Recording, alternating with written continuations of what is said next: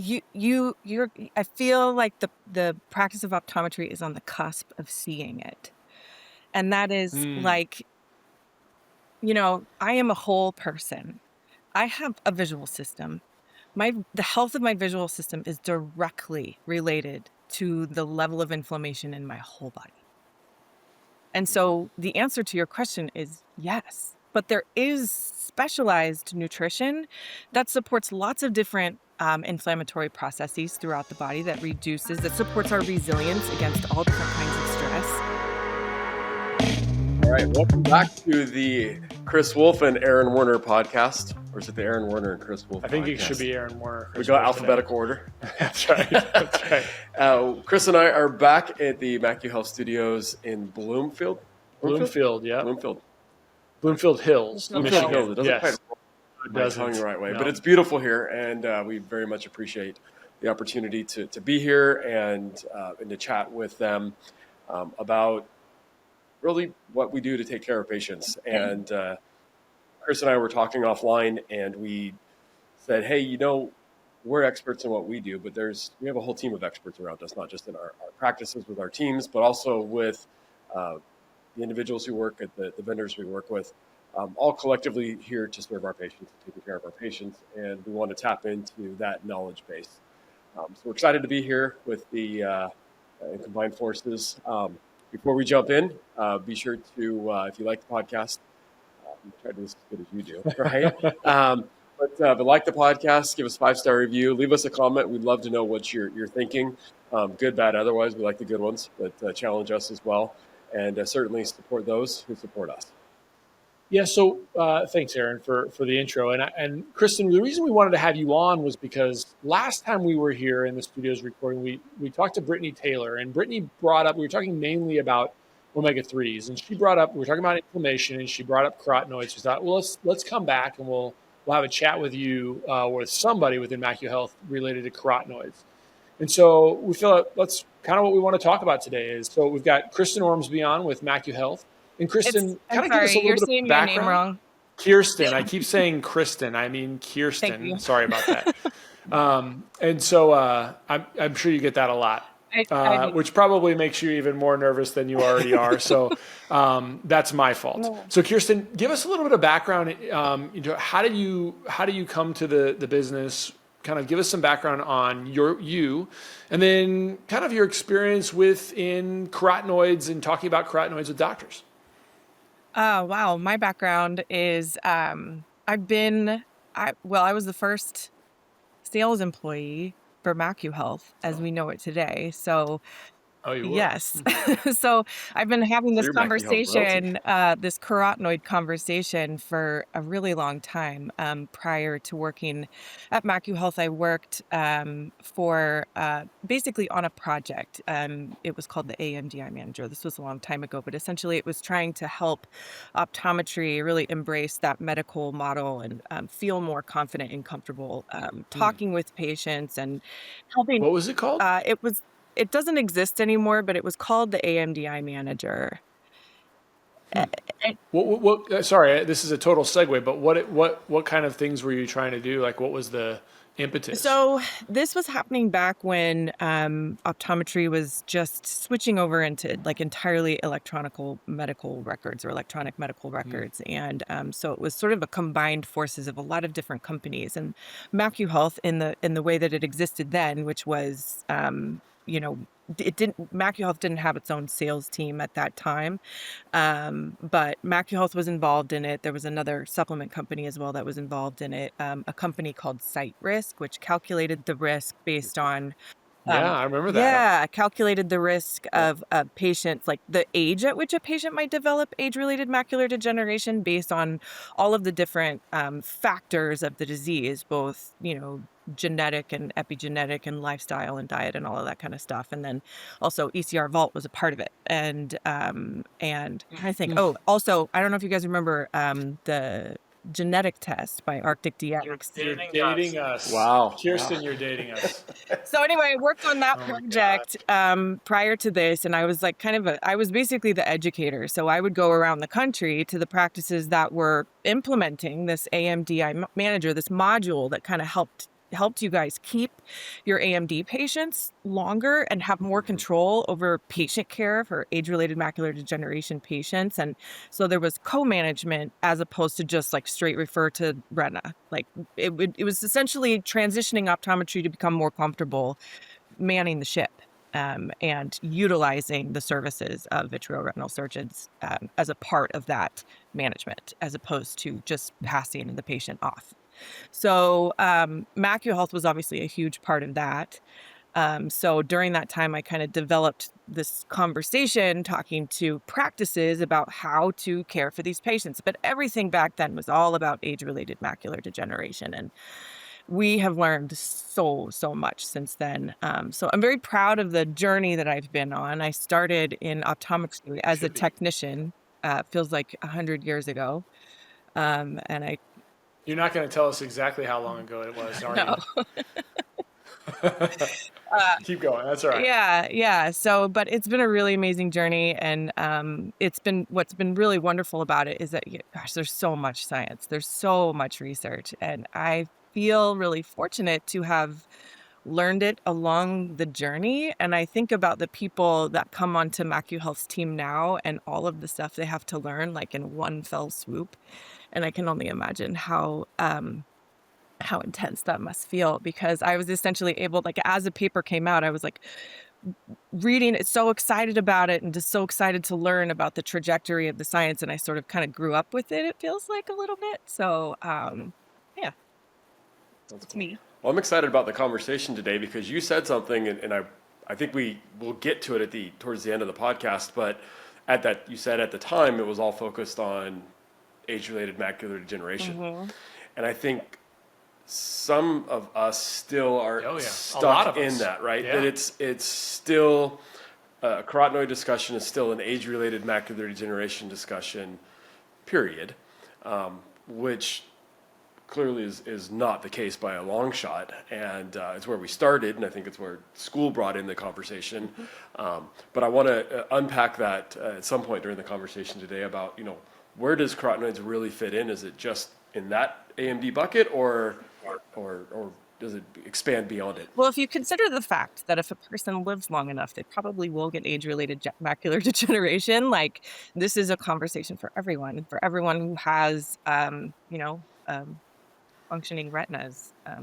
For seeing people through their whole life, like, this is an important conversation. And so I'm really excited about this because, it's definitely like, that was the origin story of carotenoids, because you have to kind of pick a small, when you're, just in my experience with being surrounded by scientific researchers for the last 15 years, you kind of have to start small with your questions to get bigger with your questions and to understand more. And so, the origin story, though, is all about AMD. Nice. Well, when you think about carotenoids, like, obviously, you're going to hear a lot. We hear a lot of battles, right? We hear a lot of battles from, you need mesozeaxanthine, you don't need mesozeaxanthine. So we have lutein, zeaxanthin, mesozeaxanthin, three kind of primary carotenoids. You've probably been not only immersed in the research as you're kind of coming up and coming through, but we hear these all the time, like, just among doctors, all right? Well, do we need all three? I go to another conference, I hear I only need two because my retina can manufacture the other third. And if I bombard it and overload it with the opposite, then I can't even produce the other third. So give us your perspective about those three carotenoids. Okay.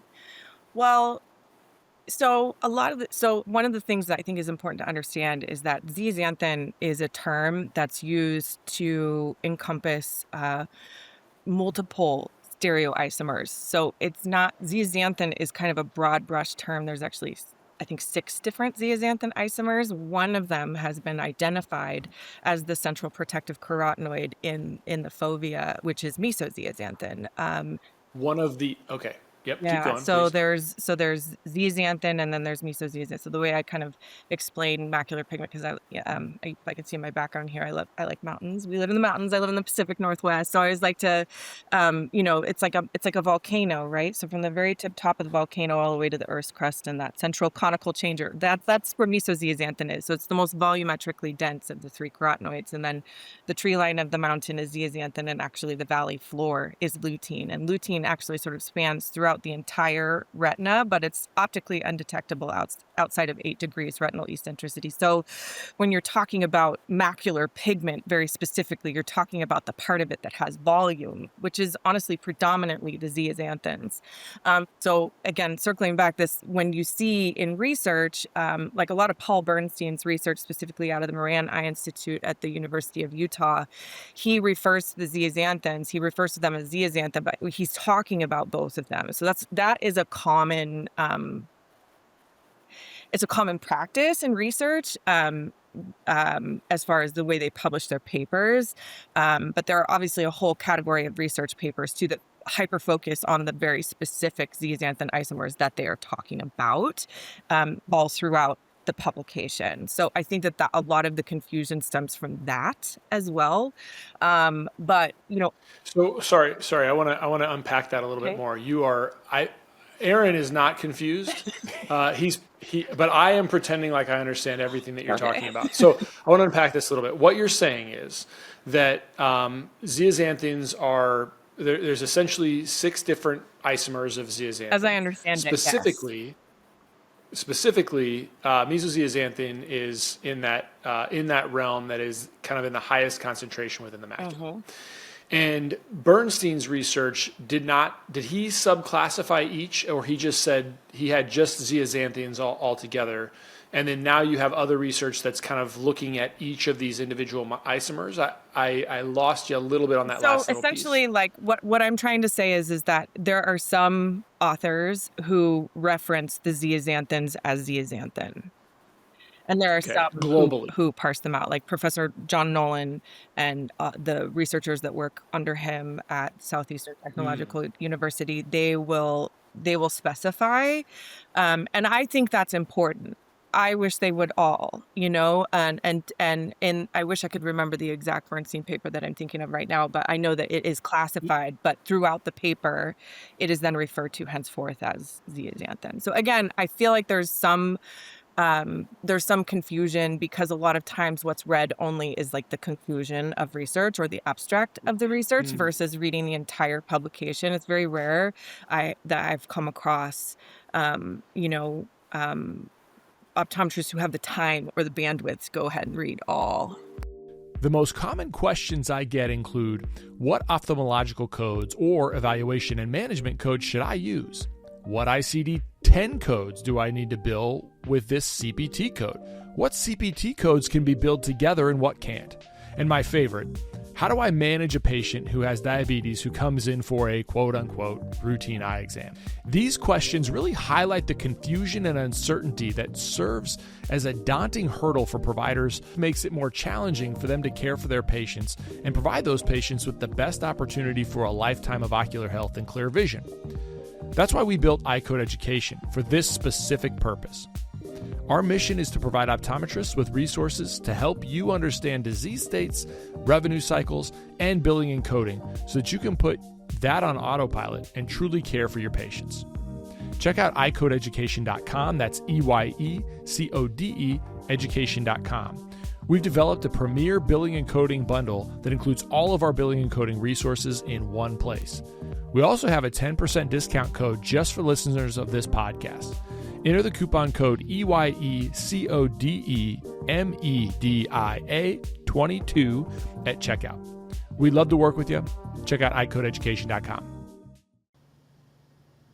Unfortunately, dry eye and inflammation are part of everyday practice, and omega-3s are the foundation of helping patients with those two conditions that really play into one another. TG3 omegas are the formulation we use for our patients because it's a triglyceride-bound formulation, which means better absorption and fewer GI complaints. Patients who couldn't tolerate other omega-3s do great with TG3. For dry eye, MGD, and overall ocular surface support, it's our go-to. Check out TG3 omegas. So I think you might be the first person I've talked to out of that has made that distinction of sort of thinking about them as different isomers, and then that does sort of explain why some may be more important than others, but we may not be looking at them differently. And actually, that's kind of like a very it's a very charitable way to look at I kind of sometimes I look at studies and I'm a little less charitable, but that's a very charitable way to look at like why studies didn't show the same thing. Yep. Okay, so can you continue to unpack that? I think I've interrupted you enough, but I feel like I have an understanding now. No, it's okay. I mean, certainly the presence of all three of the carotenoids in the fovea dictates its importance, is what I would say. When we're talking about how a publication characterizes what it's seeing, it's, to me, like, understanding that is important. But the more important thing to understand is that all three of them are there. The other really interesting point is that, mesozeaxanthin has the highest antioxidant capacity of any of the dietary carotenoids that humans eat. And our bodies strategically place it in that central foveal area, which has the highest metabolic need of any tissue in the mammalian world. So I think that is extraordinary. I mean, you can't argue how special and spectacular that is, really. And so the importance of mesozeaxanthin is very, very clear. And there's some interesting animal model research looking at some of the undercurrent reasons as to why not everyone can utilize the dominant dietary carotenoid, which is lutein, and stereoisomerize it into the zeaxanthin isomer, mesozeaxanthin. But we do know that it has to do with a specific enzyme that is supposed to be hosted in the RPE, and it's referred to as RPE65. And based on the data that exists at this time, it's estimated that roughly 20% of people don't have the RPE65 enzyme. Why are you guys laughing? You're blowing our minds. Yeah, I just this is passing great. the microphone over you. Just keep talking. Keep going, please. Yeah. So anyway, based on the data that exists, as it exists now, it's estimated that about 20% of the global population lacks this enzyme. And so what happens with those patients is that when you present them with lutein in their diet, in their blood, and it's dominantly lutein, the body doesn't do anything with it. It can't convert it. And the lutein doesn't even increase in the retina. So there's the nutrients, it's almost like the RPE does not know what to do with just lutein when RPE65 is missing. And they found that there was one experimental trial, which was like the first, oh my gosh, this was the baby trial that MacuHealth was first used in, and that was called the Atypical Central Profiles project. And it was this piece of research awarded Professor John Nolan all of these millions of euros of dollars to continue his research, and that sort of turned into the mesozeaxanthin ocular supplementation trials, which was 8 head-to-head clinical trials that were peer-reviewed and published over a series. They looked at a lot of different things, but the gist of it essentially is that these people that don't have this enzyme don't respond to a lutein intervention. They don't respond to an intervention with lutein and zeaxanthin. But if you give them all three carotenoids, the macular pigment layer increases in a really short period of time, like 8 weeks was what they looked at. So, and these patients typically are, back to our mountain theme, they're like a Mount St. Helens where you want a Mount Rainier, right? Like you need that central protective part of the mountain. And what's really interesting is in speaking over the years and just learning, I always love to pick scientific researchers' brains. I feel like I miss my calling sometimes. I really love science. But anyway, No, we can tell. So is that, when you drill down at that metadata of all of the patient populations that have been looked at with these atypical profile, these Mount St. Helens macular pigment layers, if you only look at patients that have active AMD, it's close to half. Half of them have the enzyme. It's about 40%. And half of them do not. Correct. And so if you're looking at like supplement formulas that target specifically and are going to help these people, if you don't have all three carotenoids, because again, there was the 10-10-2 formula that was in this experimental trial and continued on through the mesozeaxanthin ocular supplementation trials. There was also a very high mesozeaxanthin formula. It was like 17 milligrams mesozeaxanthin, 2 zeaxanthin, and then 3 lutein or something like that. And so all of them were 22 milligrams of mixed macular carotenoids, and there was a 20 milligram lutein and 2 milligrams zeaxanthin. And like the lutein intervention group saw no change whatsoever, not even in the lutein profile. Whereas the high musozeaxanthin formula completely rebuilt that central protective pigment, and the 10-10-2 formula rebuilt the central protective pigment. But what was really interesting is that the whole mountain got bigger with the 10-10-2 formula. Mm-hmm. So also the lutein profile and the zeaxanthin profile, like the whole thing increased in size. So the entire spatial profile, which is really extraordinary. So does that wait? So back that up a little bit. You're saying so when all the addition in patients who cannot convert lutein to mesozeaxanthin, the supplementation of mesozeaxanthin increased their lutein content as well. That's what you're saying. So again, in the high mesozeaxanthin group, 17 milligrams of mesozeaxanthin, the central protective pigment layer was rebuilt, but the rest of the spatial so they metriced each retinal eccentricity.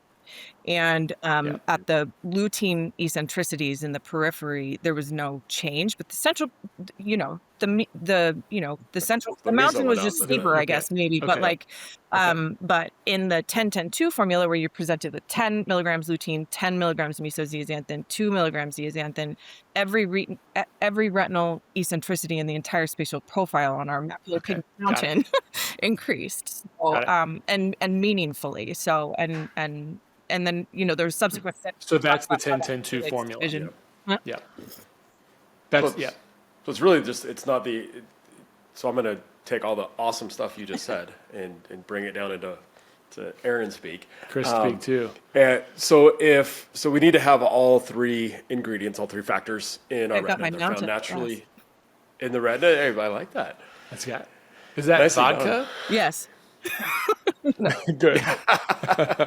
Settles the nerves. Yeah, right. Nothing like vodka at 10:30 in the morning. That's right. Well, I mean, I can go two directions on that. I'll come back to the discussion at hand. Right. Sorry, I didn't mean to interrupt. But no, you don't ever have to apologize for that. No. So in our eye, because I think one of the challenges we have, and Chris and I talked about this a little bit earlier today, is where the hurdles when we're trying to utilize supplements, utilize the technologies in patient care. And I think some of it is, and this is my perspective, that we look at a bottle and say, hey, here's a bottle, you can buy it on the shelf, right? It doesn't feel like medicine. It doesn't feel like I wrote a prescription and you have to go somewhere. So either we have a very base level understanding, or we have an understanding like you just shared, very high level, but how do I take that and communicate it to my patient who's never heard the word lutein before and who's only heard you got to eat carrots to have better eyes, and then we've said now dark leafy green vegetables, right? So what are we trying to say? So taking everything you just said, what I'm hearing is that in our retinas, we've got lutein, zeaxanthin, mesozeaxanthin, right? And the most important part for the vision in the retina is the macula and the fovea, and that's where the mesozeaxanthin is, the dense pigment, and it kind of spreads out as you go out further to the retina. But if we need to supplement it, and by the way, I like the term supplement because it doesn't say this is a fix-all. This is in addition to a good diet and exercise. But when we supplement it, we can't just throw one of those three factors on you because it doesn't affect the other two. We really need to give you all three factors, and we need to give you all three factors in the right ratio, because my steak needs some salt, and without it, it's not going to taste right, but with too much, it's going to not taste right either. So I want to have just the right amount of ingredients so that we replicate what's naturally or should be naturally found in the retina. Yeah, that's the case you made. Yeah, help us with that conversation with the patient. It's definitely going to depend on the patient for sure. But at the basis, I think very simply, these are specialized antioxidant nutrients that support and facilitate the way your eyes communicate information to your brain. And these nutrients are critical for the longevity of this vision. they help support the whole metabolic process. And because of that, for your whole life, your retina and your brain need these nutrients so that they can speak really clearly and efficiently to each other for your whole life. I mean, I think so. I think what I'd like to get your reaction to is, and we were talking to Frederick this morning about a lot of these issues in terms of how do we get beyond AREDs? How do we get beyond macular degeneration? So I think one of the things that I think is compelling about the discussion is the conversion, right? So that's why we need the specific ratio.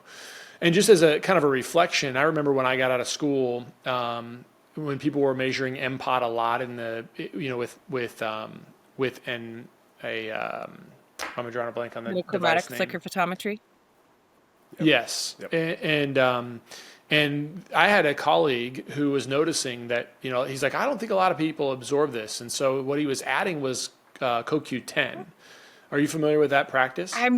So he thought that was able to help people convert.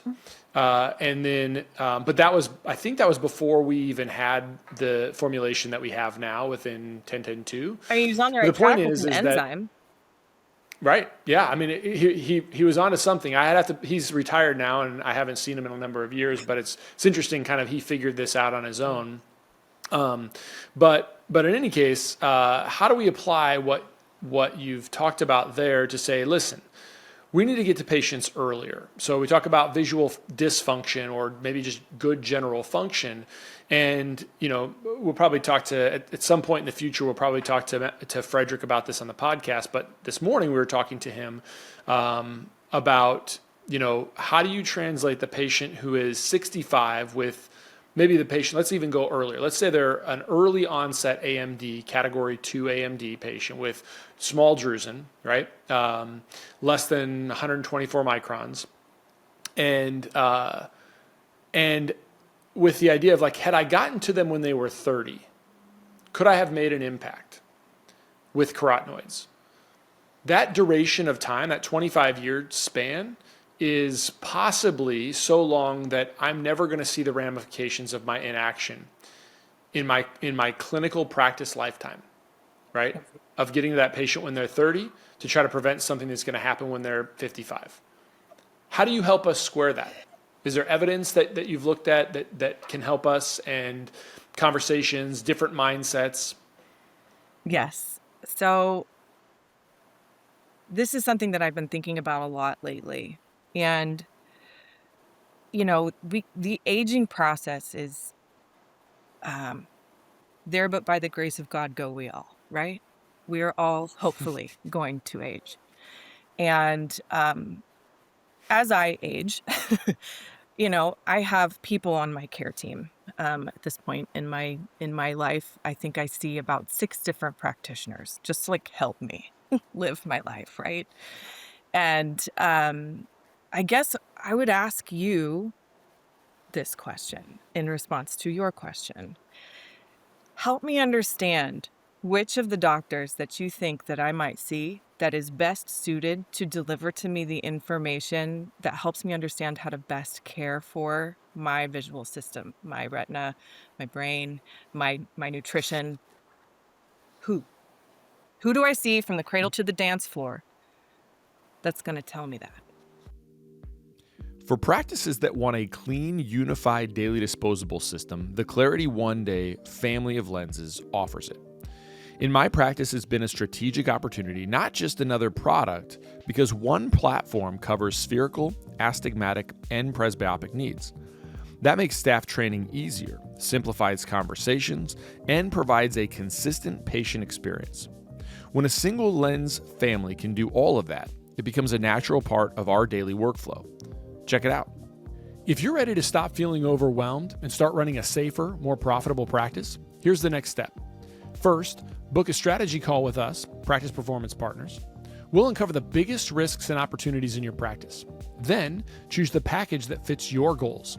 From there, we'll get you launched with confidence, with clear systems, with expert support, and with peace of mind, knowing your practice is protected and set up to grow. Don't wait until something goes wrong. Book your strategy call with us, Practice Performance Partners, today.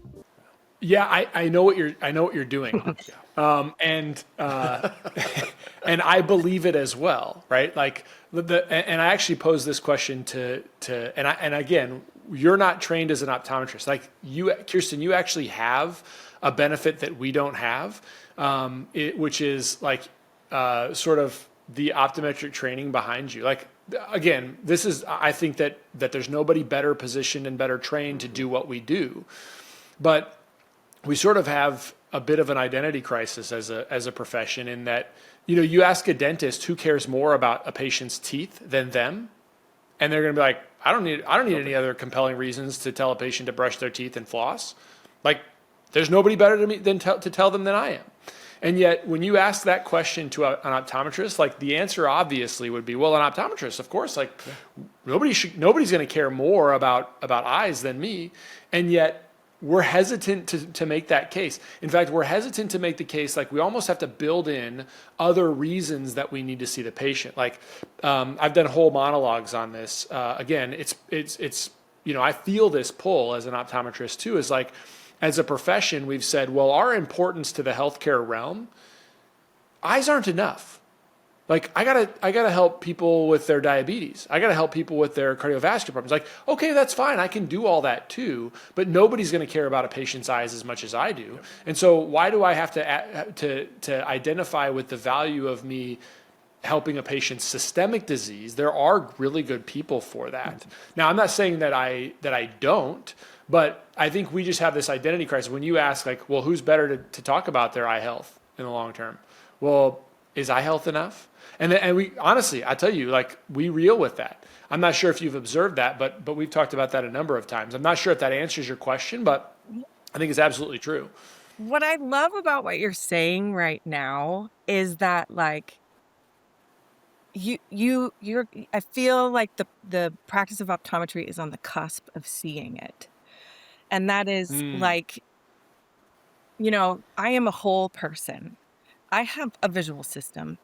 The health of my visual system is directly related to the level of inflammation in my whole body. And so the answer to your question is yes, but there is specialized nutrition that supports lots of different inflammatory processes throughout the body that supports our resilience against all different kinds of stress. That is also very specialized to the visual system of the brain. And those are carotenoid nutrients, lutein, zeaxanthin, and mesozeaxanthin. So the body's not compartmentalized like the medical system. Yeah. So what I love is that the practice, like I wish my dentist would, I love my dentist, by the way. She's amazing. I really do.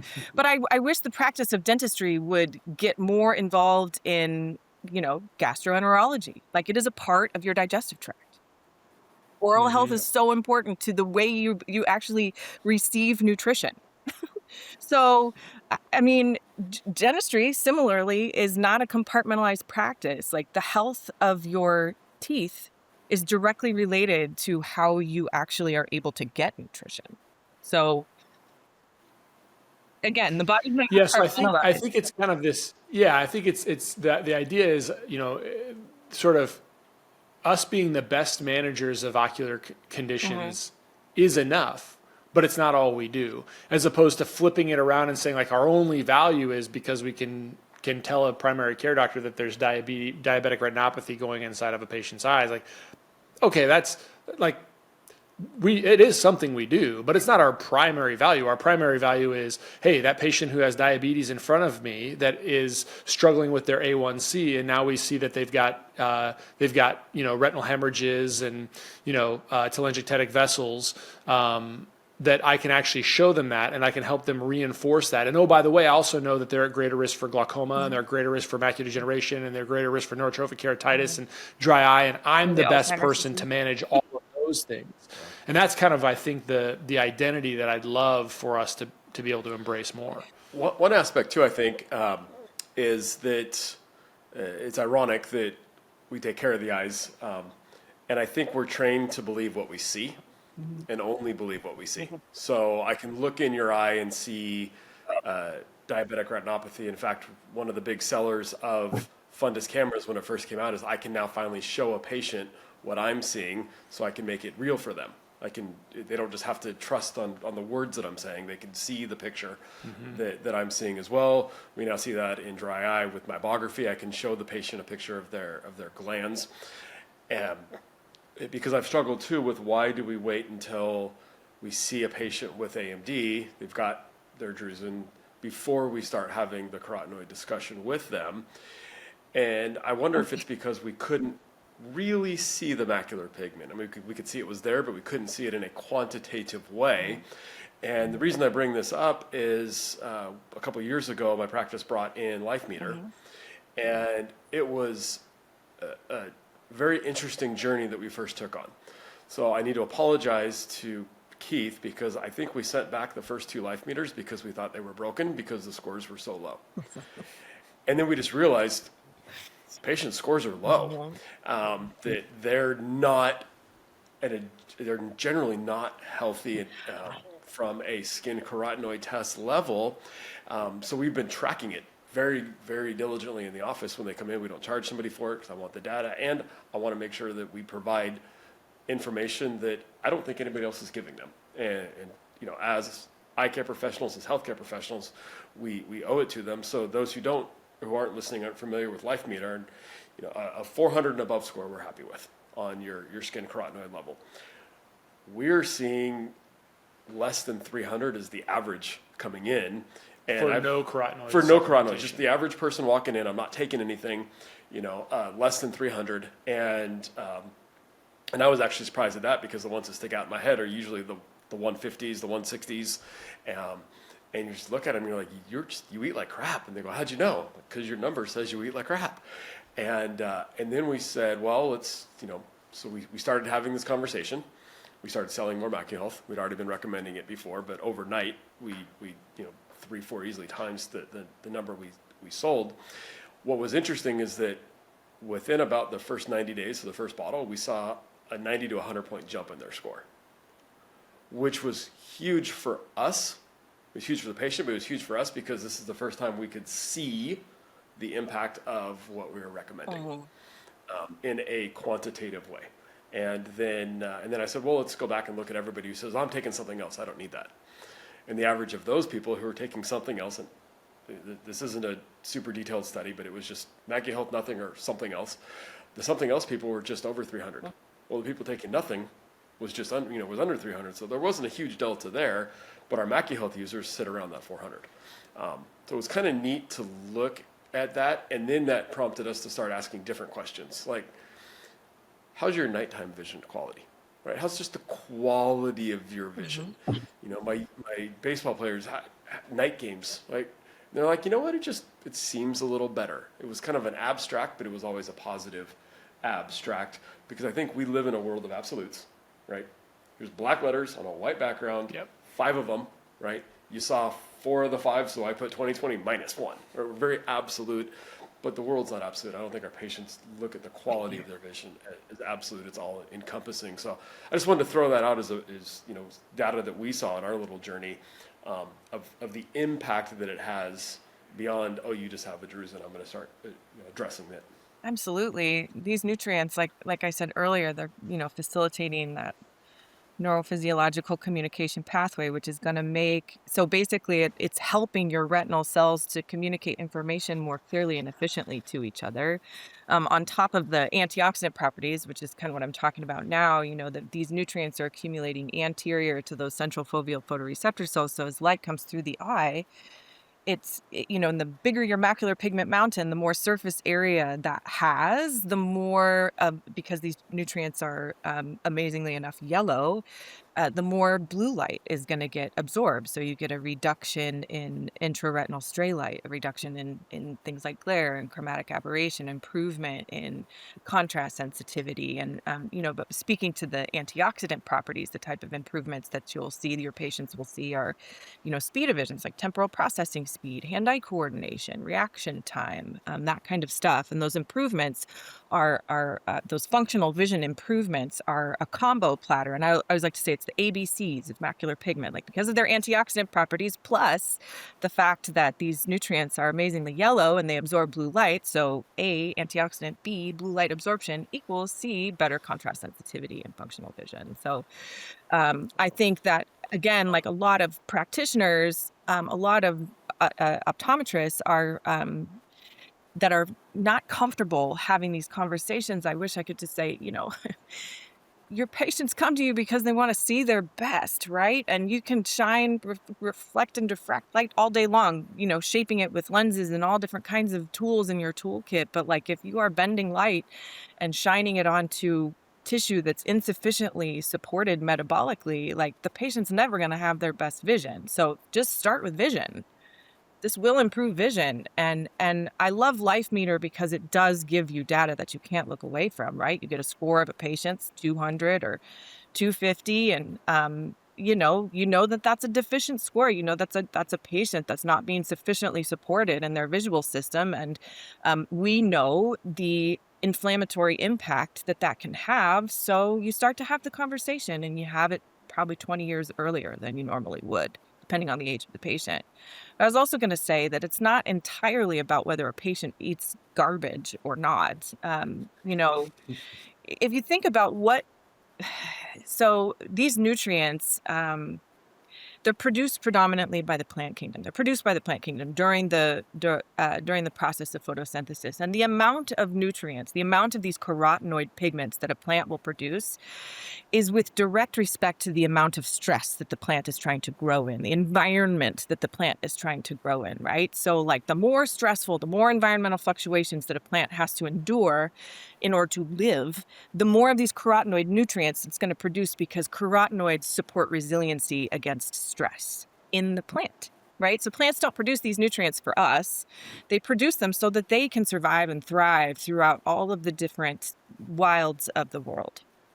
When humans and animals consume the plants, when we consume these nutrients, our body systems use them for the exact same reason, right? To support resiliency against all different kinds of stress. So we see biomarkers like cortisol levels going down when you supplement with these types of nutrients. It's just like our whole body does better against all different kinds of stress, oxidative stress, hormonal stress, all that kind of stuff, when you have more of these nutrients. But when you're talking about the plant source, so most people who are eating healthfully, right, are also still having to be in the modern world. And the modern world is extremely fast-paced. And so most people don't have time to grow their own food, right?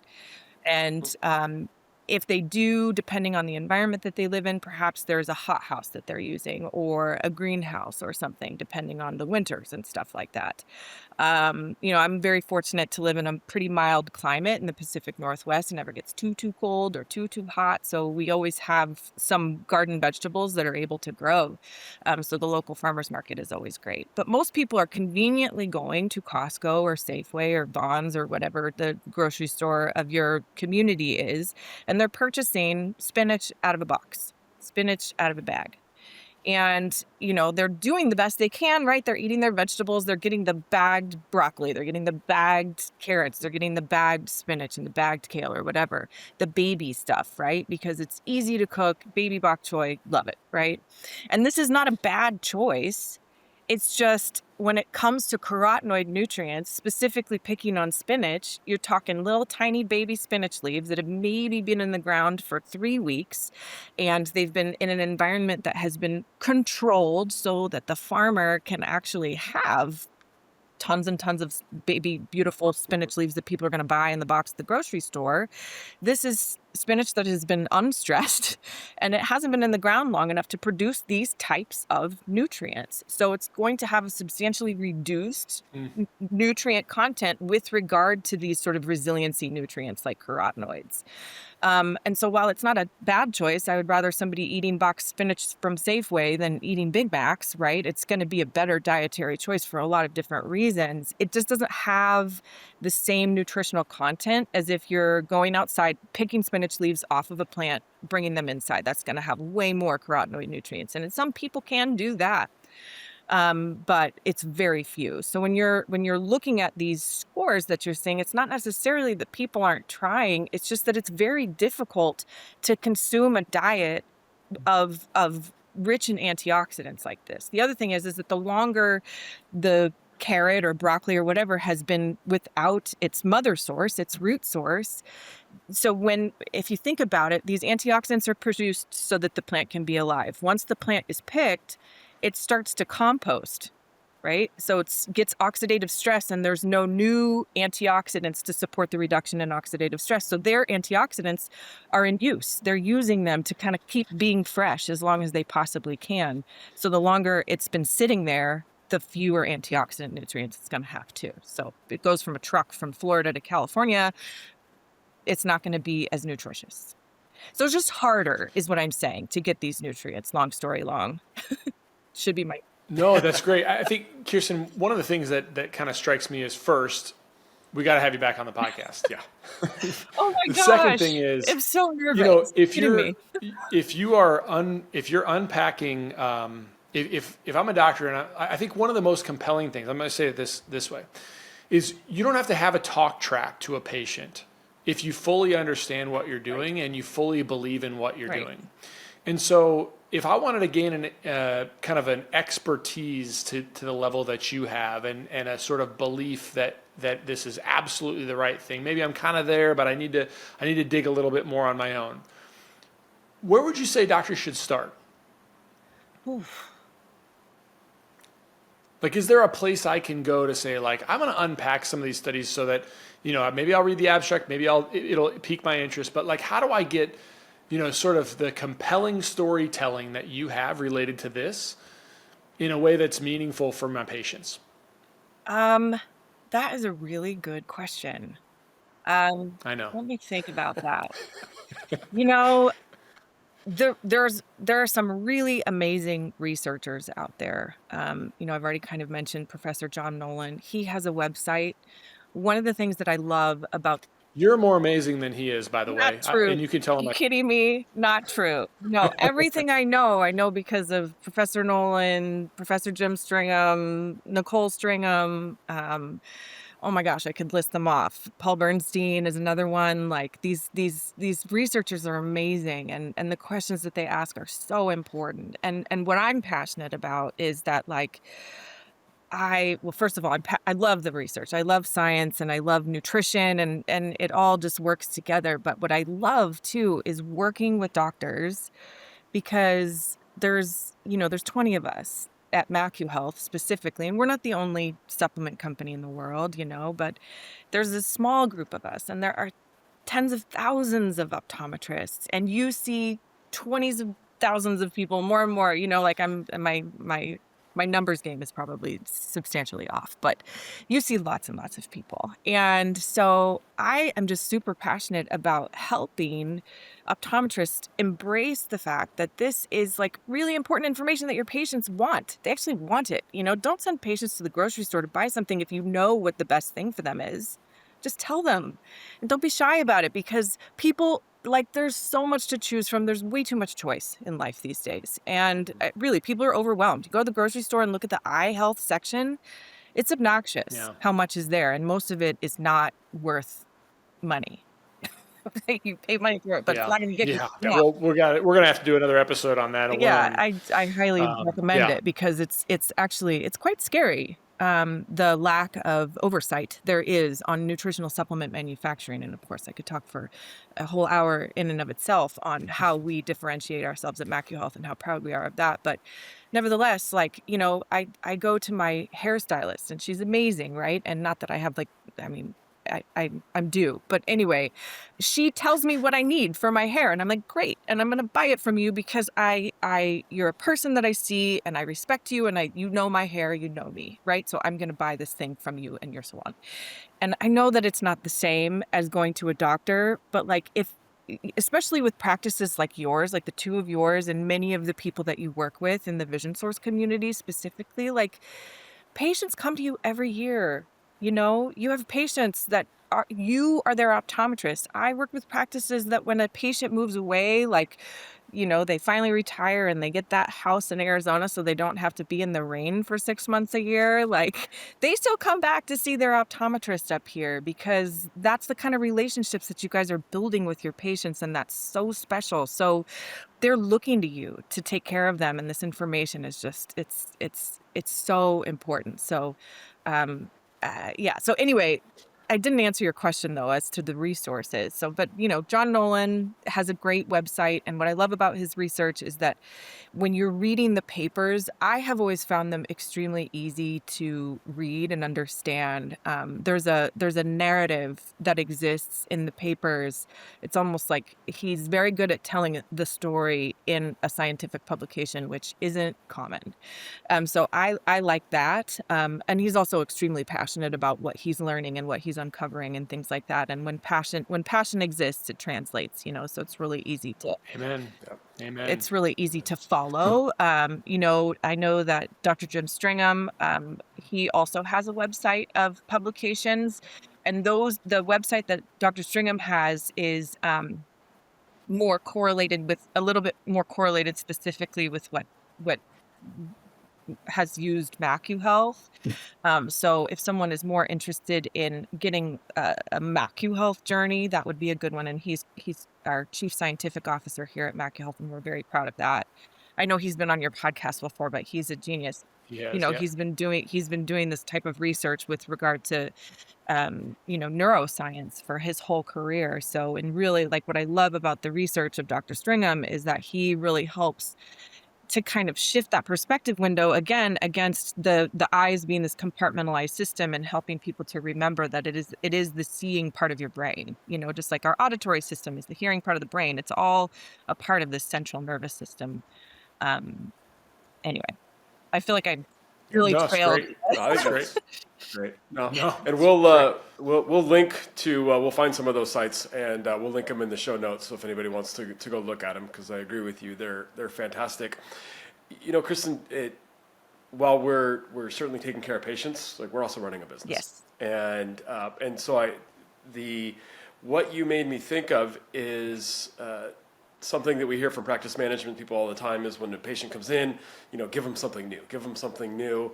And too often, I think we hear buy a new piece of equipment, bring in a new frame line, and so there's an investment involved on dollars on our side, right? Maybe I've got a new contact lens that they're coming in with, when sometimes it doesn't need to be that big and grandiose. It's hey, here's the newest research on antioxidants, and you know what? You don't have to go and spend $1 million or $100,000 per patient, right?